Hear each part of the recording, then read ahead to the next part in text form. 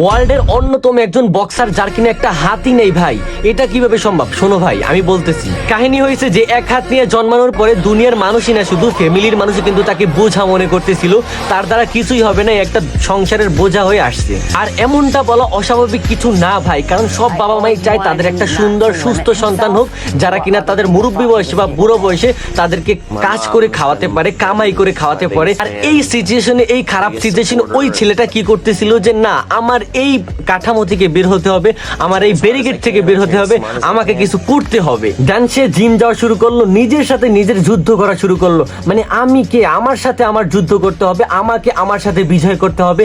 আমি যেটা সেটা আমি না, আমি যেটা সেটা আমি নিজে ক্রিয়েট করব, আমি যেটা সেটা আমি নিজে ক্রিয়েট করব। ভালো মতো মাইন্ডসেটটা ঢুকে নাও ভাই, আমি যেটা সেটা আমি নিজে ক্রিয়েট করব।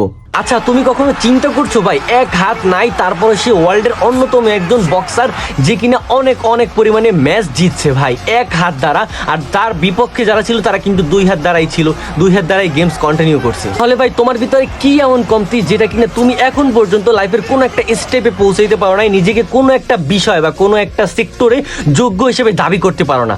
ভাই তুমি এখন পর্যন্ত কিন্তু রিলস স্ক্রল করতেছো, 10 মিনিট পর 20 মিনিট পর যে ভাবতেছো আজকে রুটিন করবো, কালকে রুটিন করবো, কালকে রুটিন মতো চলবো, এখন সময় পার হয়ে গেছে আরেকটু ফোন টিপি, এগুলো করতে করতে কিন্তু সময় পার করে দিচ্ছ, বাট তোমার কোনো জিনিসের উপরে বা কোনো স্কিলের উপরে ফোকাস করা হচ্ছে না। ভাই আজকে একটা বিষয় তোমাকে বলি যে তুমি যেটা সেটা তুমি না, তুমি যেটা সেটা তুমি নিজে ক্রিয়েট করবা, তুমি যেটা সেটা তুমি না। ভাই আবারও মন দিয়ে শোনো, তুমি নিজেকে নিজে ক্রিয়েট করো। আর এই বয়সটা যদি তুমি নিজেকে নিজে ক্রিয়েট করতে না পারো, নিজে কোনো স্কিল না শিখতে পারো, তাহলে কিন্তু তুমি 25 বা 30-এর পরে কোনো স্কিল শিখতে পারবা না, কারণ তখন তোমার ভিতরে একটা চাপ চলে আসবে।